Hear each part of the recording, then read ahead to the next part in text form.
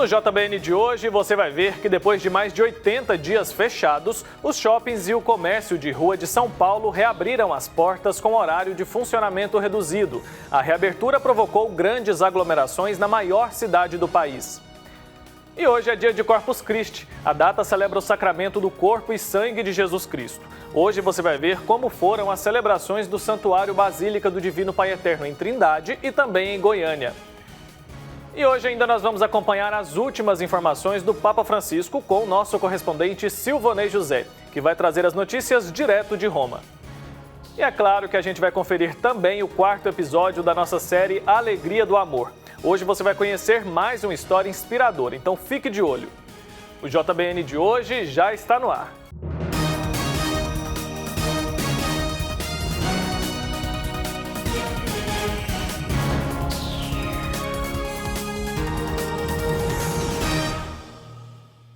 Olá, seja muito bem-vindo ao Jornal Boa Notícia desta quinta-feira, 11 de junho.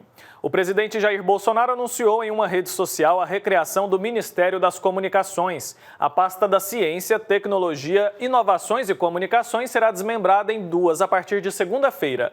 Com isso, volta a existir o Ministério das Comunicações e o da Ciência e Tecnologia separadamente. Pouco depois do anúncio, a nomeação do deputado Fábio Faria, do PSD do Rio Grande do Norte, para o cargo foi publicada no Diário Oficial da União.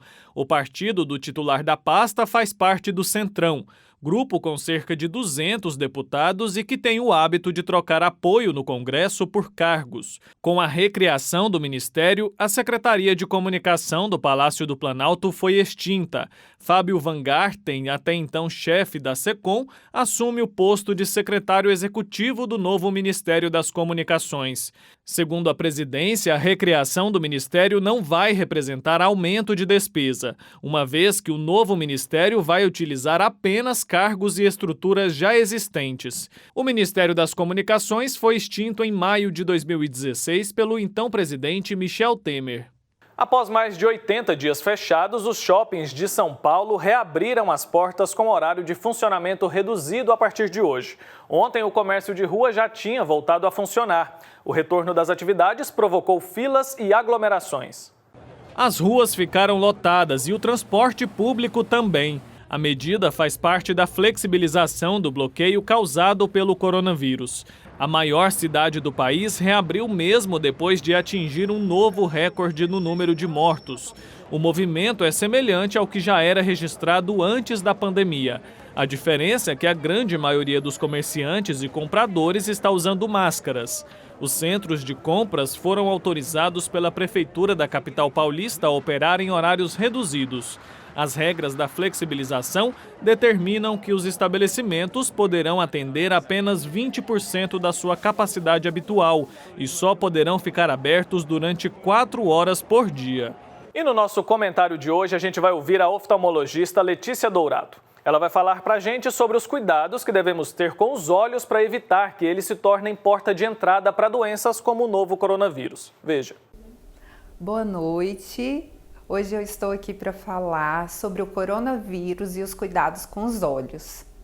Eu sei que está todo mundo, toda hora ouvindo, tem muita informação a respeito da pandemia, do vírus, como devemos nos portar, está virando um novo normal sair de máscara, não tocar em mais nada, né? Evitar contato, manter distanciamento social, tudo isso é muito importante, mas a gente tem que lembrar dos olhos.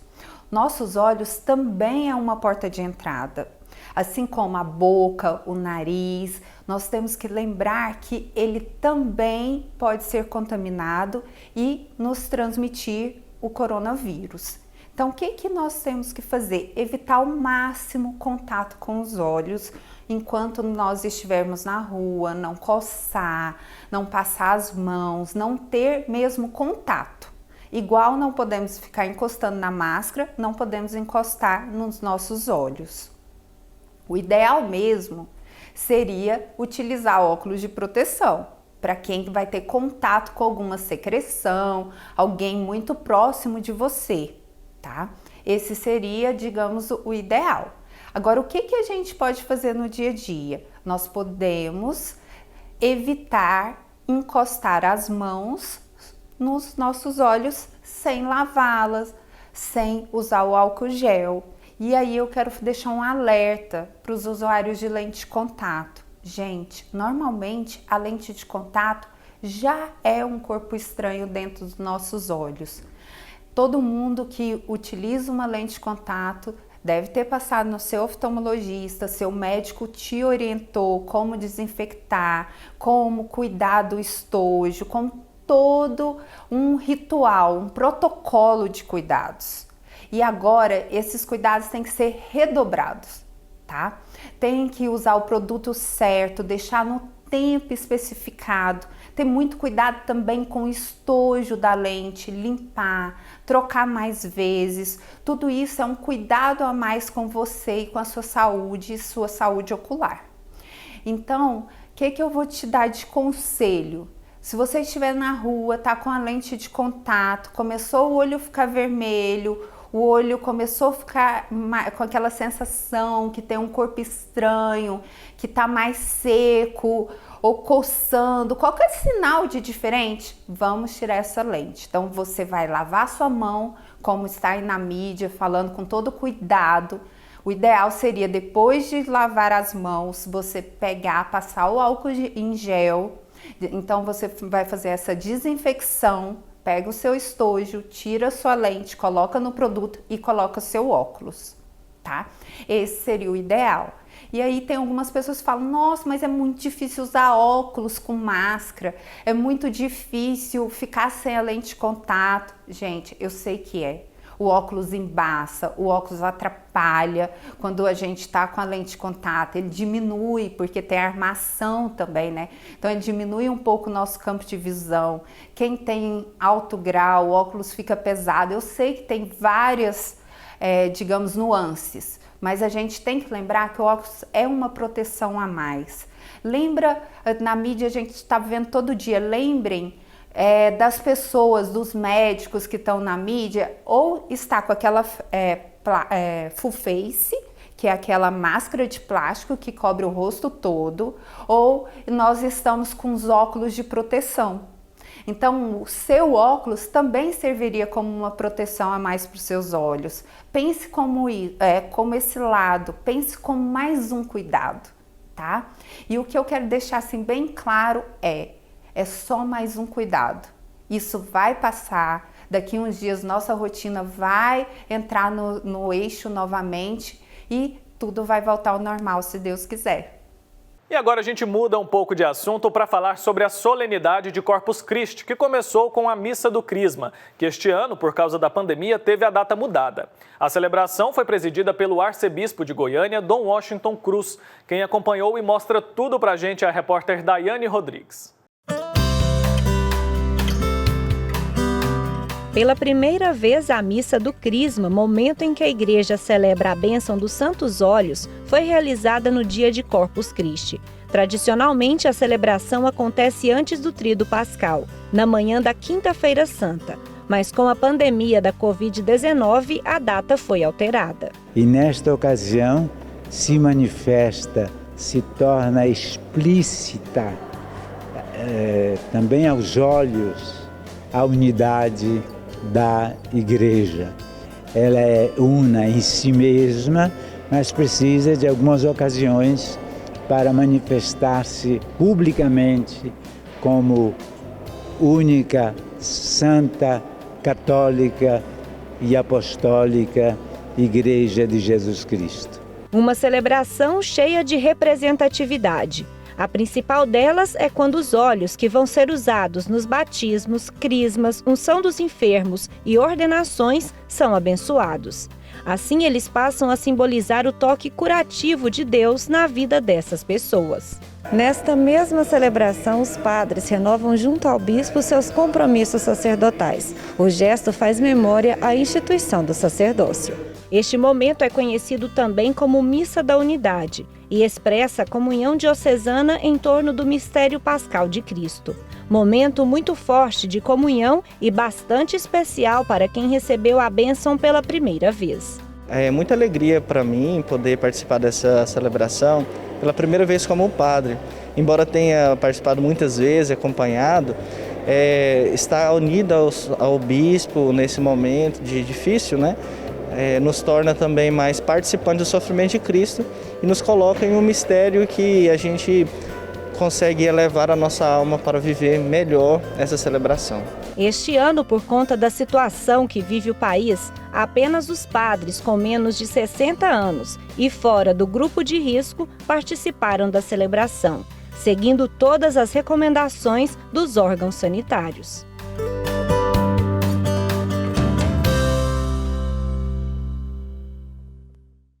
É isso aí, já em Trindade, sem a presença dos fiéis no Santuário Basílica, uma carreata com o Santíssimo percorreu as principais ruas da capital da fé de Goiás para marcar o dia de Corpus Christi. Vamos acompanhar a reportagem.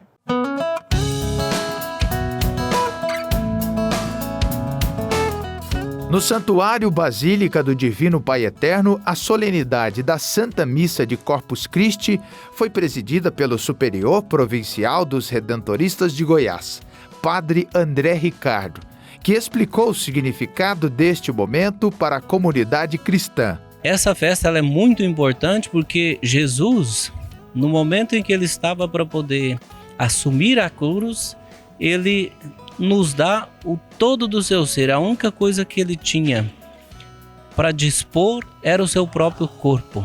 E ele se entrega, se dá como alimento, como comida, como bebida, para que nós tenhamos vida, para que nós recebêssemos dele a vida que vem do céu. Mais uma vez, os devotos acompanharam de casa a celebração. E nesse momento de tantas dificuldades, a mensagem do Pai Eterno tem mais do que nunca a função de alento às famílias. Então, se a gente recebe Jesus espiritualmente, se a gente tem a intenção de comungar Jesus, Jesus se dá a nós, Jesus não se nega. Por mais que esse ano seja diferente, nós podemos e celebramos com muito louvor e com muita gratidão o dom do corpo e sangue de nosso Senhor Jesus Cristo. Carregando o Santíssimo Sacramento, o Padre André Ricardo passou pelos tradicionais tapetes com desenhos com referências religiosas que foram feitos dentro do santuário. Sem poder contar com a presença física dos fiéis dentro do santuário, o Santíssimo Sacramento veio ao encontro deles, passando pelas principais ruas da cidade de Trindade.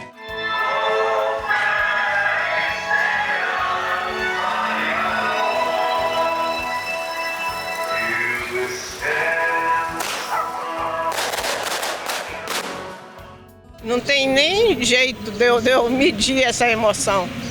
Quanto é importante para mim ver esse momento. Nós quisemos com esse gesto levar Jesus na Eucaristia para que abençoe as ruas de nossa cidade, para que abençoe os lares, as famílias, as pessoas.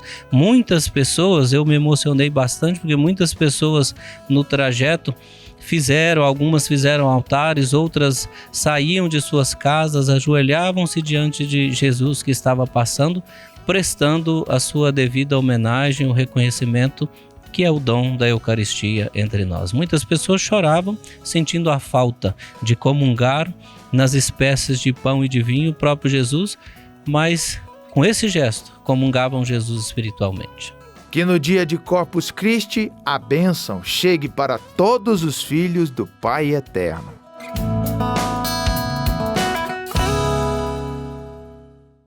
E agora a gente vai para o intervalo bem rapidinho e a seguir você vai conferir o 4º episódio da nossa série Alegria do Amor.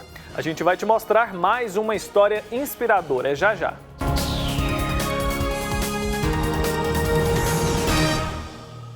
O amor do Pai Eterno está presente em todo lugar e a missão da AFIP é levar esta mensagem adiante.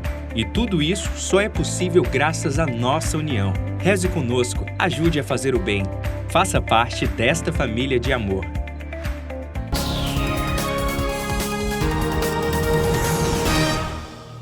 Estamos de volta com o JBN de hoje. Muito obrigado pela sua companhia. E chegou a hora de conferir as principais notícias do Papa Francisco. E quem traz as informações para a gente direto de Roma é o Silvonei José. Acompanhe. Alô, amigos da TV Pai Eterno em todo o Brasil. Mais um telefonema surpresa do Papa Francisco para o Brasil. Desta vez, foi o arcebispo de Aparecida, Dom Orlando Brandes, que recebeu uma ligação do Papa Francisco nesta quarta-feira. Segundo informações do próprio Dom Orlando, o Santo Padre manifestou a sua solidariedade e carinho ao povo brasileiro, em especial nesse momento difícil de pandemia da Covid-19. Segundo Dom Orlando, durante o telefonema, o Papa disse que reza por todos os brasileiros e que acompanha as notícias do Brasil em oração. Recebemos esse grande presente de Corpus Christi do Papa Francisco, disse o arcebispo de Aparecida. Ele pediu que transmitisse ao povo brasileiro suas orações e recomendou que todos os brasileiros se coloquem no colo de Nossa Senhora Aparecida. O Papa também recordou que nós celebramos o dia de São José de Anchieta, que ele canonizou e que marcou tanto também a vida dos brasileiros, acrescentou o arcebispo. Dom Orlando acrescenta ainda que Francisco lembrou da sua visita à Aparecida nos anos 2007 e 2013 por ocasião da 5ª Conferência de Aparecida, ainda como arcebispo de Buenos Aires e depois como Papa durante a JMJ no Rio de Janeiro. Ele recordou que esteve aqui, disse Dom Orlando, em 2013 e que aqui esteve em 2007 na Conferência de Aparecida, da qual Dom Orlando também participou. Ele também pediu, de nossa parte, que rezássemos por ele.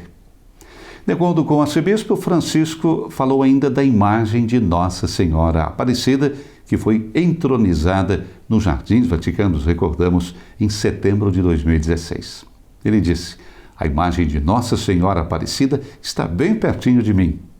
E relembrou: eu me lembro que peguei Nossa Senhora no meu colo, a Madonina, que quer dizer mãezinha.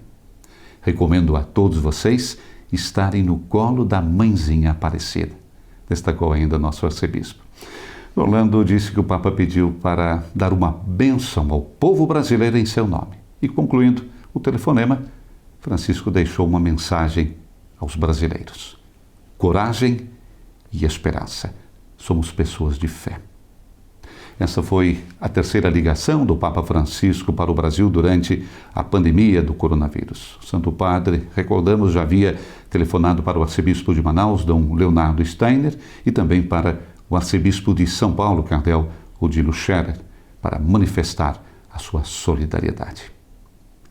De Roma, para a TV Pai Eterno, Silvanei José. É isso aí, muito obrigado, Silvanei José, pela participação.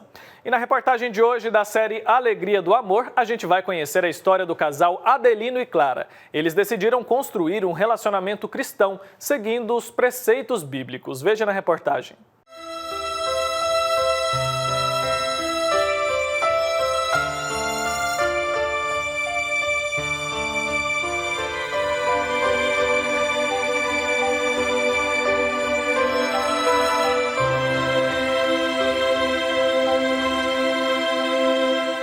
Ao se conhecerem no grupo de jovens da Catedral Metropolitana de Goiânia, eles se apaixonaram.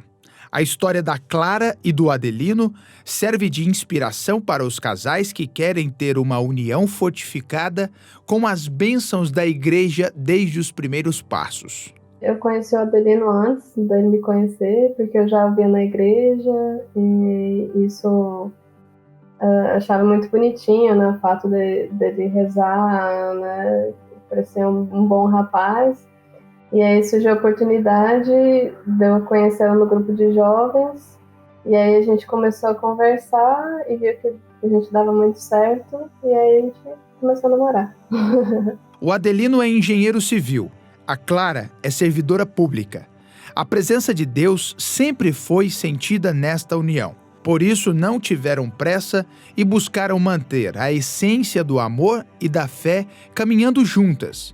E estão conseguindo. E eu me lembro assim bem que quando a Adelino me pediu namoro, a gente começou com uma oração, né? Porque a gente queria a presença de Deus, né? Que Ele guiasse tudo. E desde o início a gente optou pela castidade, né? Foi uma decisão nossa.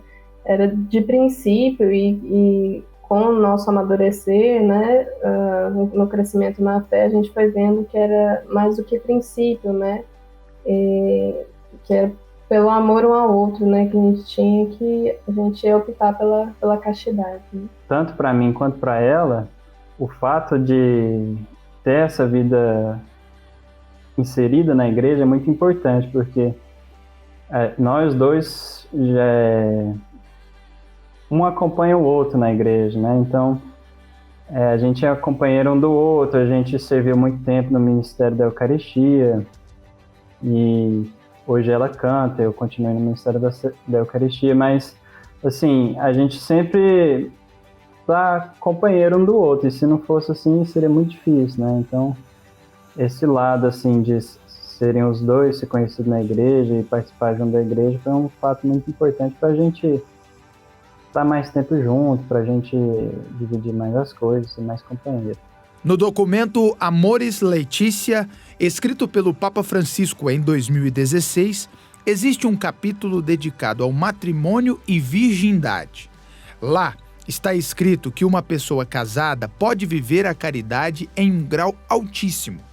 Já sobre a virgindade, é defendida como uma forma de amor. Ela tem um valor simbólico que não necessita de possuir o outro, refletindo assim a liberdade do reino dos céus.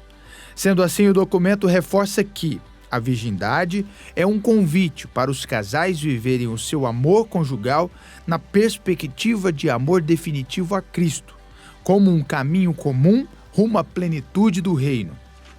E assim vem sendo renovado todos os dias pelo casal. Então, por isso que a gente pediu desde o início, com muita oração, que Deus nos ajudasse a viver aquilo que Ele queria, porque a gente sabia que a pressão do mundo e o mundo do jeito que está, super sensualizado, né, não ia ser fácil. Então, mas a gente sabia exatamente pelo fato de não ser fácil, de exigir um certo sacrifício, de ser algo que mostra um pro outro, nossa, eu estou me esforçando por você, eu estou me resguardando por você. Isso, de certa forma, amadureceria o nosso amor, né? E mostraria um pro outro, nossa, ele realmente me ama, ele está fazendo isso por mim, eu estou fazendo isso por ele e tal. Então, de certa forma, foi um desafio pra gente, né? Pra gente crescer no amor, aprender a esperar. E a gente, ao mesmo tempo, foi pesquisando por que a igreja pede isso, né? E ouvindo palestras, ouvindo pregações ao respeito disso. E cada vez aquilo foi convencendo mais a gente. E isso deu muita paz pra gente, no nosso relacionamento, que a gente estava, de certa forma, entendendo cada vez mais o que Deus queria da família, por que Ele pedia isso, né? A castidade antes do casamento. Então, a partir do momento que a gente foi entendendo, foi ficando cada vez mais fácil e Deus foi ajudando a gente, né? Casados, eles querem concretizar o sonho de terem a sua própria família, sempre colocando em prática o que aprenderam com a palavra de Deus. Com o casamento, a gente tem mais oportunidades ainda da gente estar rezando junto, né? E a gente com certeza está rezando mais junto depois que a gente casou do que antes da gente casar. Pois é, e não perca amanhã o último episódio dessa série A Alegria do Amor. E olha só, na semana que vem tem mais uma série de reportagens especiais aqui no JBN, viu? Confira um trecho do que nós estamos preparando para você.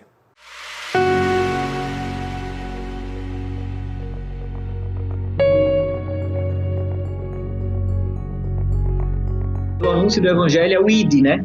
É o ID pelo mundo e espalhar o Evangelho. Então, é isso que a gente tem feito, é isso que a gente tem tentado fazer.